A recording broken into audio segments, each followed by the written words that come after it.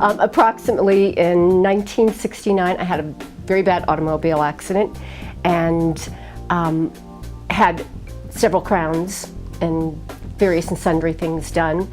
And as the years progress, things start to fail, and I found Mark, came over here, and I think he studied me for about, 6-9 months, a very long time, trying to get an idea of what we could possibly do to make this functional.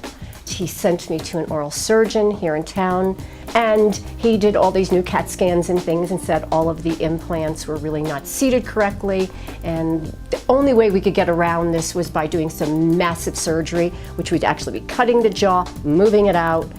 That was like overwhelming to me, because now, that's very dangerous if they make one little teeny mistake, and he well told me that it could cause me to lose more tissue, so on and so forth. So Mark calls me one day, and I'm just figuring this is it, I'm just going to ask him to redo this denture. I can't say the word, it's hard to say, and we'll just make a better one, and we'll make a prettier one. And I was prepared for that. And then he said, I got this idea, I've been thinking about this, and I think he'd been thinking for 9 straight months, day and night. He said, I think we can get rid of all this stuff and put something permanent in, and we'll build a bar. We will we'll use the existing implants, we'll put crowns on each of them, and then we will use, there'll be porcelain teeth.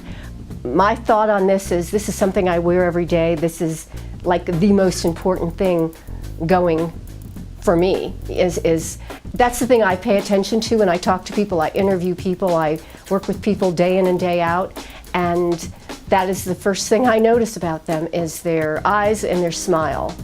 So we went ahead and we did it, and I love it.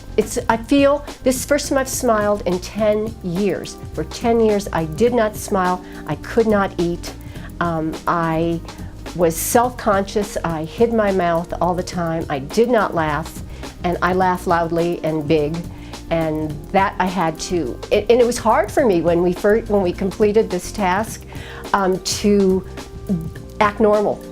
10 years or more of not being able to do any of those things. So it was a slow thing, and I just don't think anybody else could do this.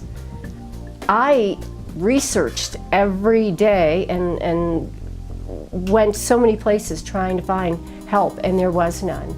And he created this, and I can't say enough good stuff about Mark and Jean, but this is like the coolest.